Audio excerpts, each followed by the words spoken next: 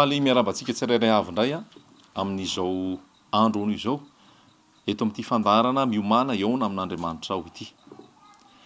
Na aisitsika na aiza mandray an'izao fandarana izao na amin'ny alalan'ny inona na amin'ny alalan'ny inona na amin'ny télé zany na amin'ny internet YouTube na amin'ny resaka radio ihany koa sy ny amin'izay rehetra hoe fomba hafa andraisana an'izao fandarana zao fitoriana zao dia miarabantsika tsirairay avy amin'ny anaran'i Jesosy Tompo izy no nanome ny tombonandro antsika ary isaoro antsika izy no mbola manome fahavelomana ho antsika tsirairay avy ary avy aminy ny fofonaina izay iainantsika dia mendrika no deraina izy, mendrika no kalazaina izy noho izany fahatsarany zany noho izany fitiavany zany ny famindrapony no tsy lalan'ny ritra antsika ary ny fahasoavany no matoy izao antsika tsirairay avy dia izy no deraina, izy no ankalazaina, izy no omena voninahitra le Andriamanitra tokana lay izy hatrizay ary ho mandrakizay. Miaraba antsika tsirairay avy na aiza misy antsika dia ny tompo anie hikasika antsika indray amin'ny alalan'izao teny izay toriana amintsika izao. Tsy handalomaina amintsika izany teny izany fa hiteraka finoana ao anatsika ny teny izay raisintsika ary hitondra famonjena, hitondra fiainana, hitondra fahamasinana ho antsika tsirairay avy satria ny tenin'Andriamanitra dia manamasina sy mamelombelona antsika tsirairay avy. Maro sika ny mandray ny fitoriana ary mahatsapa hoe mahazo fahasoavana amin'izany fitoriana izany mbola ny tompo koa ny isaorana any amin'izany satria izy no miasa ao anaty na ny fikasana na ny fanaovana atanteraka izany. Dia miaraba antsika tsirairay avy izay manome akony aty aminay rehefa maray an'ireny teny ireny. Sahala amin'izany ny ohatra ny avy any Ambatondrazaka, ny any Andilamena, ny any Ambarafaravola, ny any Maintirano, Majanga, Nosy-be, Fianaratsoa, Toliara, Tamatavy, Diego sy ny faritra maro izay tsy mbola voatanisa eto Madagasikara. Manaraka izany any ampitan-dranomasina dia maro be ihany koa ny ao a France amin'izay toerana maro mandray ny teny ny any Melun, ny any Meaux, ny ao a Poitiers, ny any Montpellier, ny any Marseille, ny any Bordeaux, ny any Toulouse, ny any any faritra any amin'ny faritra ambonimbony lafrantsiny misy maro ihany koa mandray ny teny avy eo koa mandalo any Italia, any Grèce, any Amerika ihany koa, any Haïti, any Martinique sy ny toerana maro, any Jordanie, ny any Koweïty, maro be zany izay mahazona akony avy amintsika tsirairay avy. Izay tsy voalaza tonona teto ihany koa dia mahatsiaro antsika tsirairay avy ihany koa ny tompo hitahiry antsika tsirairay avy eo ambany fahasoavany ary aharitra hatramin'ny farany amin'ny fiarahana amintsika satria izay maharitra hatramin'ny farany ihany no hovonjena. Androany tompo dia mampianatra antsika mba tsy angororo na atahotra na inona zavatra misy na inona zavatra miantra na manahoana toedrarà eto amin'izao tontolo izao dia izao ny teny nomen'ny tompo antsika ho an'ny fiangonan'i Jesosy Kristy hoe aza matahotra. Raisitsika ny amin'izany ny Salamo fa 400. Salamo fa 400 vakitsika ny izy ray manontolo ho fampaherezana sy fampiorenana ny finoantsika indray androany sy ny amin'ny hoavy rehetrarehetra izay andehanantsika mandrapatonga Jesosy eny amin'ny raolanitra dia raisitsika ny Salamo fa 400. Izao no voasoratra ao. Andriamanitra no aro sy hery ho antsika, mpamonjy mora azo indrindra amin'ny fahoriana izy, koa izany no tsy atahorantsika na dia ho levo na aza ny tany, na mifindra ao anatin'ny ranomasina aza ny tendrombohitra, na mirondrona sy misamboaravoara aza ny onjany ka miorooro ny tendrombohitra noho ny fisafokany. Misy ony koa ny sampany dia mampifaly ny tanànan'Andriamanitra, fonena masiny avo indrindra. Andriamanitra no eo afovoany ka tsy mba hetsika izy. Andriamanitra no hamonjy azy rehefa madiva ho maraina ny andro. Ny tabataba ny firenena samihafa, ny kotrakotrana ny fanjakana maro, nanonona ny feony izy ka niempo ny tany. Jehova, tompony maro no momba antsika. Andriamanitra Jakoba no fiarovana avo ho antsika. Avy jereo ny asan'i Jehova izay mahatonga faharavana ety an-tany. Mampitsahatra ady hatramin'ny faran'ny tany izy, manapaka ny tsipika sy manito ny lefony izy, ary mandoro ny sarety amin'ny afo mitsara ka aoko fantatrareo fa izao no Andriamanitra. Hisandratra amin'ny fireneny samihafa aho, hisandratra amin'ny tany aho. Jehova tompony maro no momba antsika, Andriamanitra i Jakoba no aro ho antsika. Amen. Zay teny zay nomeny tompo antsika androany ho anao zay mandray n'izao fandarana zao amin'ity androany ity, de zao no lazain'ny tompo aminao: aza matahotra, aza matahotra. Iza no miteny aminao hoe aza matahotra? Lay miteny aminao hoe aza matahotra de tsy olombelona, nofo aman-draha. Lay miteny aminao hoe aza matahotra dia lay Andriamanitra tompony tompo sy mpanjakany mpanjaka, lay nahary an'izao rehetra zao, lay nahary an'izao tontolo zao, lay mifeny zavatra rehetra eo ampelantanany, miazona ny zavatra rehetra amin'ny teniny. Izy no miteny aminao hoe aza matahotra. Satria amin'izao vaninandro iainantsika izao de be da be ny zavatra mety hampatahotra, ary manoloana an'izany indrindra ny toko omen'ny tompo antsika, omeno antsika tsirairay avy de ny hoe aza matahotra ianao, aza matahotra ianao. Satria nahoana? Hitantsika eto amin'ny Salamo 9:7 eto milaza hoe Andriamanitra no aro sy hery ho antsika, mpamonjy mora azo indrindra amin'ny fahoriana izy, koa izany no tsy hatahorantsika. Izany hoe amin'ny zavatra rehetrarehetra miatra dia mila famonjentsika, mila olona akaiky antsika, mila olona afaka hoe hamonjy sy hanampy antsika amazay olana, amazay mavesatra sy hitondra fampaherezana sy hanala ny tahotra amintsika. Zao nefa zava-misy, ny olombelona de olombelona ihany, nofo aman-draha. Mety tsy ahatana ny teniny izy, mety tsy havita an'izay zavatra napana tenainy izy, satria zay iny maha olombelona azy.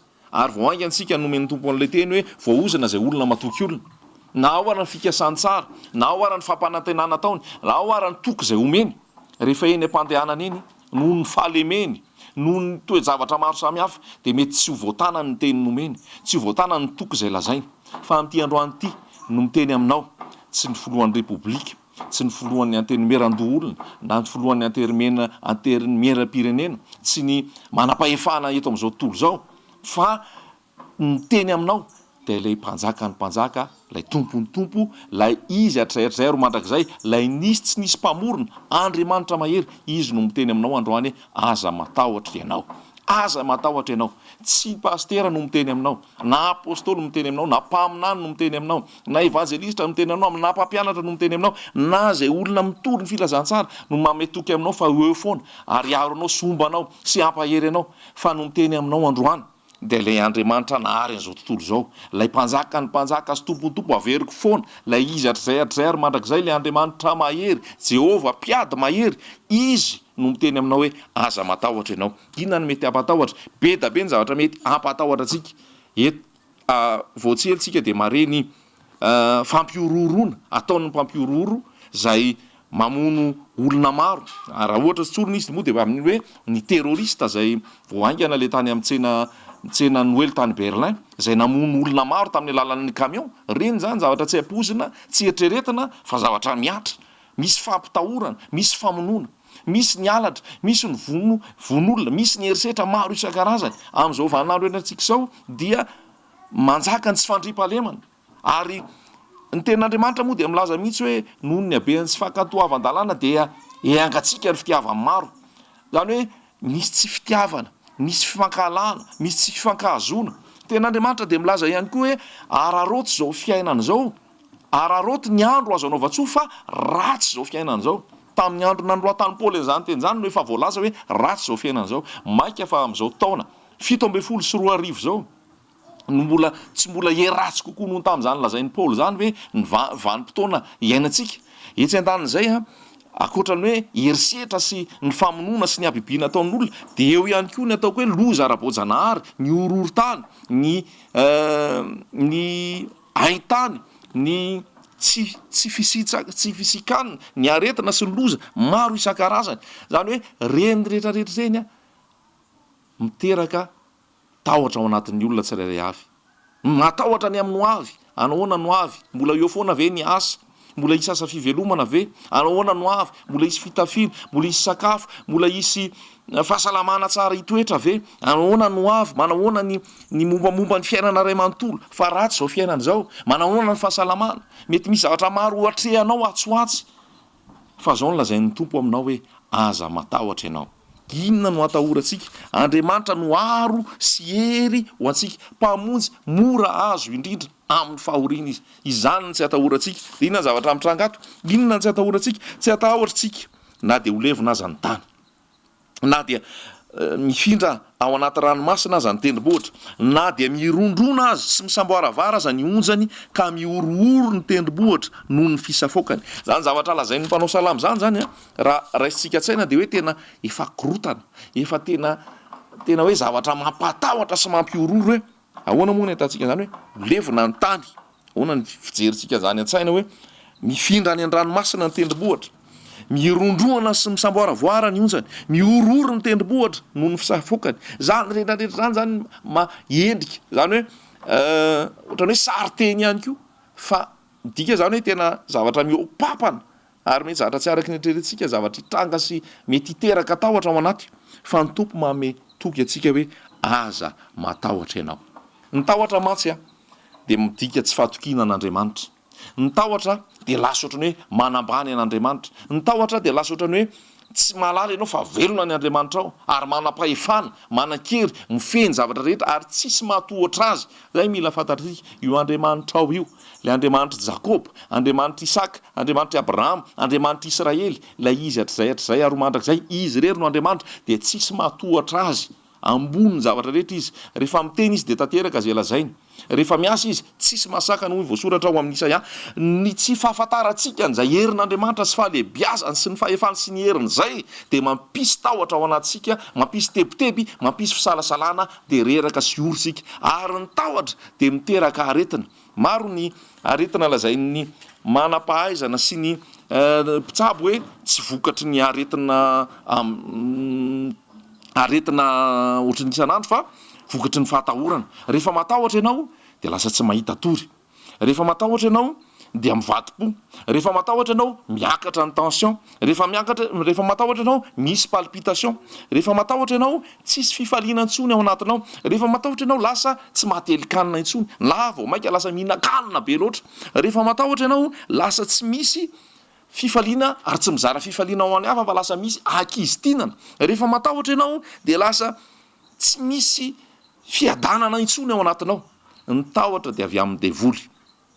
Rehefa nanoty Adama sy Eva dia lasa nitsoaka izy. Rehefa nitady azy Andriamanitra de aiza ianao ozy Andriamanitra, de ozy hoe natahotra anao ozy izy. Noho le fahotana de natahotra dia tsy sanjery an'Andriamanitra intsony. Voalaza nefa any amin'ny episty nosoratany Jaona fa tsy manatahotra ny fitiavana, fa ny fitiavana tanteraka de mandroaka ny tahotra. Rehefa milatsaka ao am-ponao ny fitiavana an'Andriamanitra, rehefa milatsaka ao am-ponao fitiavana an'Andriamanitra dia tsy misy tahotra ao anatinao, satria fantatrao fa le Andriamanitra Jakoba ny mombanao, le Andriamanitra Israely ny mombanao.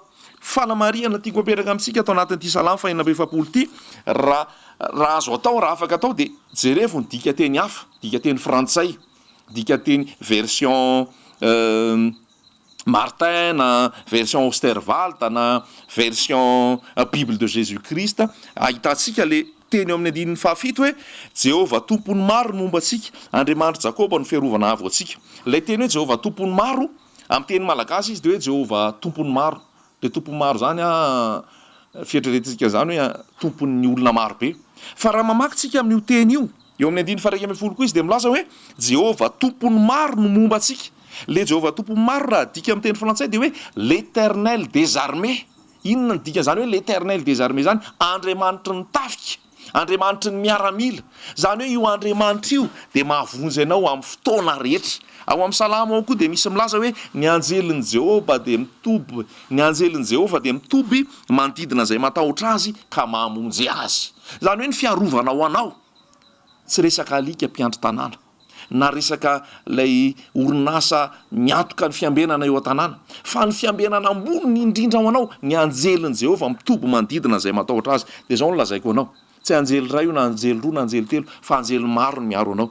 De izao ny fahefana ananan'izany anjely zany rehefa Andriamanitra mampiasa azy. Ao amin'ny Mpanjaka faharoa toko fa 7 ambin'ny folo, Mpanjaka faharoa toko fa 7 ambin'ny folo ny andininy fahavalo ambe folo de zao ny voasoratra rehefa nitaraina Ezekia tamin'ny fampiororona nataon'ny Sankeriba mpanjakany Asiria hoe andeha amono sy ambabony zanak'Israely de nitarainy Ezekia nivavaka tamin'Andriamanitra izy Andriamanitra namala ny vavany de hitantsika ny valim-bavaka nataon'Andriamanitra rehefa iady ho an'ny zanak'Israely Andriamanitra ary andeha anohatra ny fahavalo Sankeriba sy ny miaramilany de hitantsika ao am'mpanjaka faharoa toko 7:10 andininy 5:30 ny fahagagana nataon'Andriamanitra ary tamin'iny alin'iny mpanjaka faharoa toko 7:10 andininy 5:30 ary tamin'ny alin'io de avy lay anjelin' Jehova ka namely olona 5,000 alina sy iray hetsy 5,000 alina sy iray hetsy averiko ny ray alina ny anjelin' Jehova nidina andeha hanafaka ny zanak'Israely namely ny tao amin'ny faritra anisan'ny fahavalo ny olona ny vonoany tao dia 5,000 alina sy iray hetsy tao amin'ny tombon'ny Asirianina ary noho ny maraina koa vao ny fony olona dia hita fa indreo efa maty avokoa ireo. Tsisy asa nataon'ny miaramila, tsisy asa nataon'ny Ezekia, tsisy ninona nataony fa natoky an'ilay Jehova piady mahery izy, piady mahery koa ny anarany. Lay Jehova tompo maro fa hitantsika hoe Éternel des armées, Andriamanitra ny miaramila ny lanitra ny mombanao, miandany aminao. De hitantsika ato hoe tsy maty ny anjely ray. Nefa zao ny zavatra lazaiko anao ao amin'ny Matthieu toko 9:20 andininy 7:10. Matthieu toko 9:20 andininy 7:10 de zao ny voasoratra ary ataonao va fa tsy mahazo mangataka amin'ny raiko aho dia aniraka anjely sy omby 2,10 legiona ety amiko izy ankehitriny.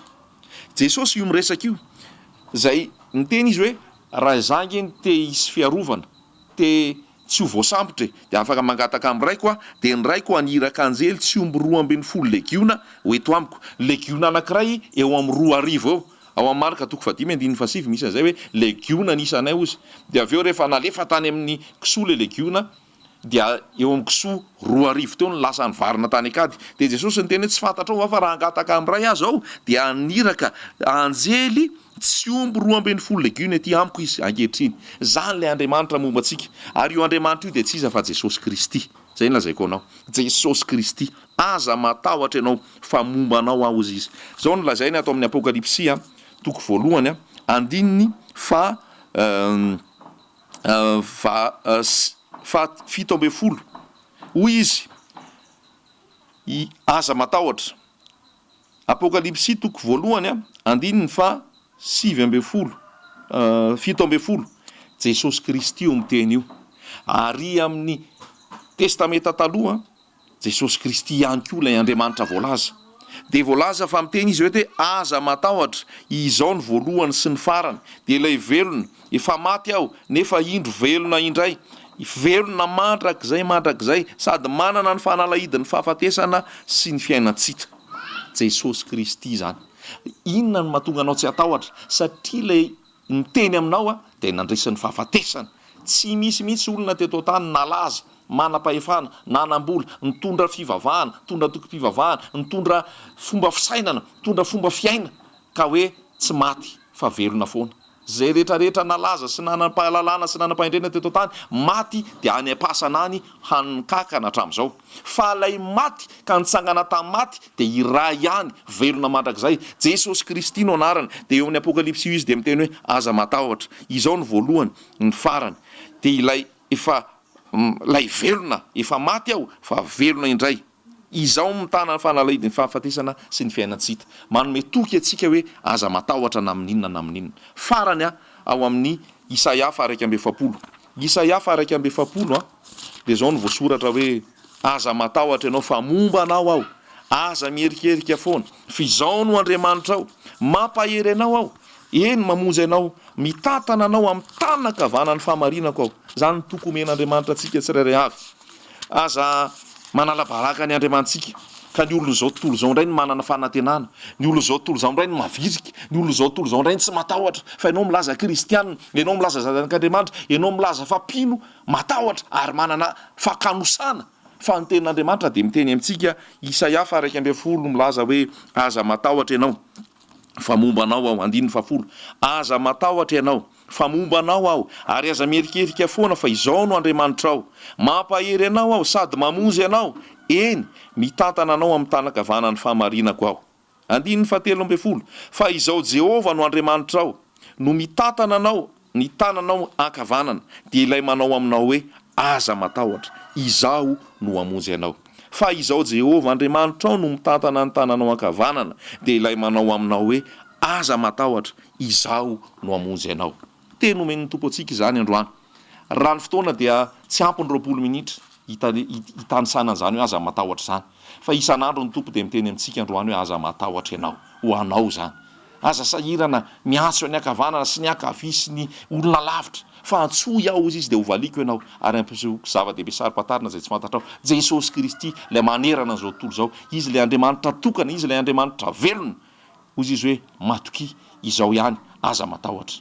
Ho aza ny voninahitra mba andrain'izany teny zany ianao ary tsisy tahotra intsony ny fiainanao miaraka aminy isan'andro san'andro, satria velona izy ary miasa mikarakara sy momba anao izy. Minaran'i Jesosy. Amen.